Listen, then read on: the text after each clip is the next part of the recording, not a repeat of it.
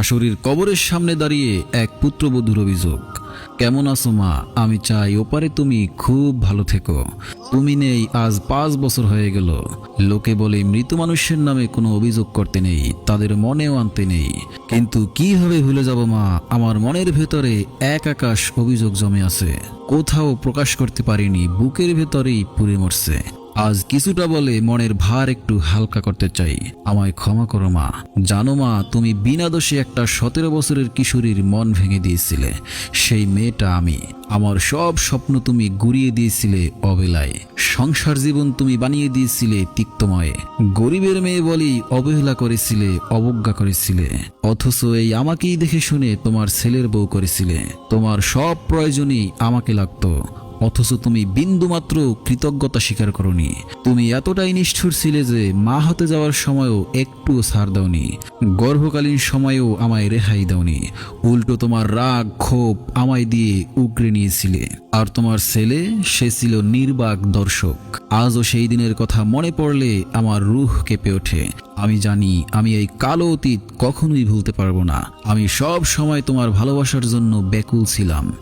ভেবেছিলাম যদি তোমার ভালোবাসা পাই তাহলে তোমার ছেলের ভালোবাসাও পাবো। কিন্তু না, তোমার ভালোবাসা পাওয়া আমার কাছে শিয়ালের আঙ্গুর হয়ে রয়ে গেল। তোমার কাছে আমি শুধু গরিবের মেয়ে, তুচ্ছ মূল্যহীন।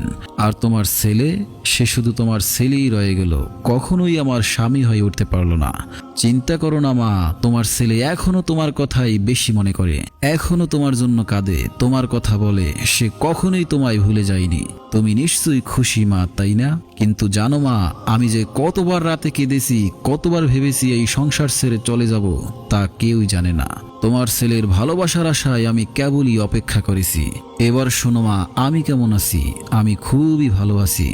তুমিহীন আমি সত্যিই ভালো আছি। তোমার মৃত্যুর পরে আমার দম বন্ধ হয়ে আসে না। তোমার চলে যাওয়ার পরই আমি চাকরিটা ছেড়ে দিয়েছি। এখন আর প্রতিদিন তোমার অপমান সহ্য করতে হয় না। তোমার ছেলের কথায়, তোমার স্মৃতিতে আমি বেঁচে আছি না। আমি এখন সত্যিকারের মুক্ত। জানো মা, তোমার মৃত্যুর বছরখানেক পরে আমার একটা ছেলে হয়েছে। সে দেখতে অনেকটা তোমার মতোই, কিন্তু আমি তাকে তোমার মতো করব না। আমি তাকে শেখাবো ভালোবাসতে, মানুষকে সম্মান করতে, স্ত্রীকে ভালো রাখতে।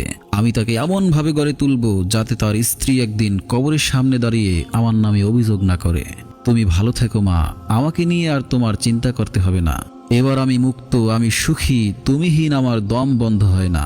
আমি এখন প্রাণ ভরে নিঃশ্বাস নিতে পারি। এখন আর আমার 3 বেলা বাঞ্ছনার খাবার খেতে হয় না। এখন আমি আকাশের মুক্ত বাতাসে উড়ে বেড়াতে পারি।